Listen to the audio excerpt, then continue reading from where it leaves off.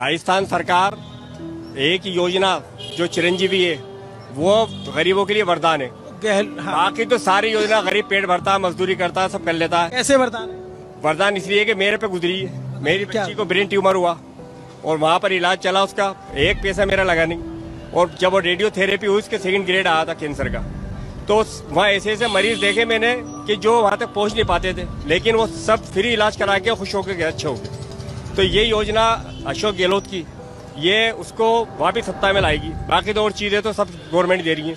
अब मध्य प्रदेश में लाडली बहना योजना है, वो 1 महीने 2 महीने पहले दी, उसका कोई औचित्य नहीं है। अशोक गहलोत ने ये कोरोना खत्म होते ही योजना लागू कर दी थी। उसका मकसद सिर्फ गरीबों को ऊंचा सहायता। इसका धरातल पे असर दिख रहा है आपका, जैसे आपका अपना है कि और भी लोगों में, और लोगों में भी साहब धरातल तो दिख रहा है। 5 साल उसको, वैसे वो दिसंबर में पूरा होना था, 5 साल उसे और बढ़ा दिया है ताकि गरीब का चूल्हा जलता रहे। आज हर गरीब को पक्का घर और हर घर तक नल से जल ये पहुंचाने के लिए भी केंद्र की भाजपा सरकार उसने अपना खजाना माताओं बहनों के लिए खोल दिया है। आज देश के करोड़ों गरीबों को भारत सरकार मुफ्त इलाज की सुविधा दे रही है जन औषधि केंद्रों पर। और मैं आपसे कहूंगा, आपको अगर दवाइयां खरीदनी है ना, जरूर जन औषधि केंद्र पर खोलिए, जाइए। ये मोदी ने आपकी बहुत बड़ी सेवा की है, बहुत लोगों को पता नहीं है। हम दिवाली में खरीद करने जाते हैं और बाजार में अगर कहीं बोर्ड लगा है कि 10% डिस्काउंट, तो पहला पैर उसी तरफ चला जाता है। 20% डिस्काउंट, 10% डिस्काउंट, तो वही मन करता है ना। मोदी ये जन औषधि केंद्र में दवाइयों में 80% डिस्काउंट देता है। 80% डिस्काउंट। 100 रुपये की दवाई 20 रुपए में मिल जाती है। और जानते हैं, इसके कारण मेरे मध्यम वर्ग के परिवार, हमारे गरीब परिवार, दवाई का जो खर्च होता है ना, उसके कारण उनके कितने रुपये बचे होंगे, आपको अंदाज है क्या?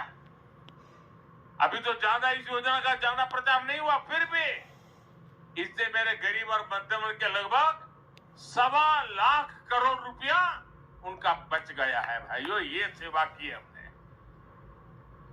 साथियों, कांग्रेस ने सिर्फ और सिर्फ एक ही परंपरा विकसित की है, भ्रष्टाचार, परिवारवाद और तुष्टीकरण। इस नीति पर चलते हुए कांग्रेस ने देश का बहुत नुकसान किया।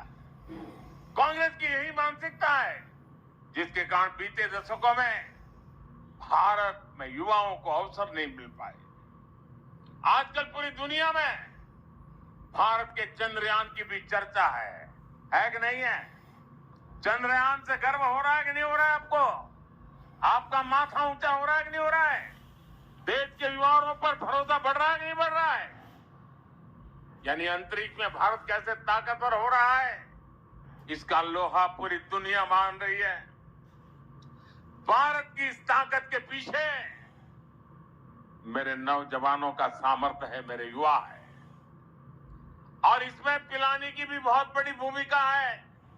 पिलानी के हमारे युवा स्पेस स्टार्टअप में भी काम कर रहे हैं, नाम कमा रहे हैं। कांग्रेस सरकार रहती तो ये संभव ही नहीं था। कांग्रेस ने स्पेस सेक्टर में युवाओं के लिए दरवाजे बंद कर रखे थे। अगर नेहरू जी ने इसकी नींव नहीं डलवाई होती,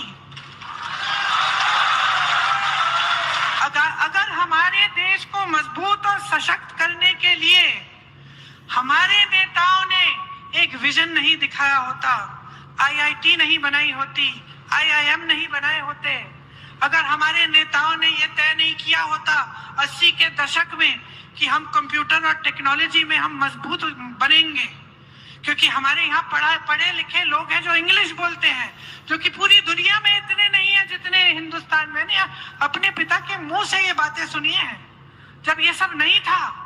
मुझे याद है, हम लोग खाना खा रहे थे, वो कह रहे थे कि पता है तुम्हें कि हमारे देश में जितनी शिक्षित इंग्लिश भाषी, अंग्रेजी में भाषा, अंग्रेजी की भाषा जानने वाले नौजवान है दुनिया में कहीं नहीं है। हम में इतनी ऊर्जा है, नौजवान ऊर्जा है। अगर हम यहाँ पे तकनीक को मजबूत बनाएंगे, अगर हम कंप्यूटर को आज के दिन लाएंगे तो देखना 20 साल बाद, 30 साल बाद कितनी तरक्की होगी।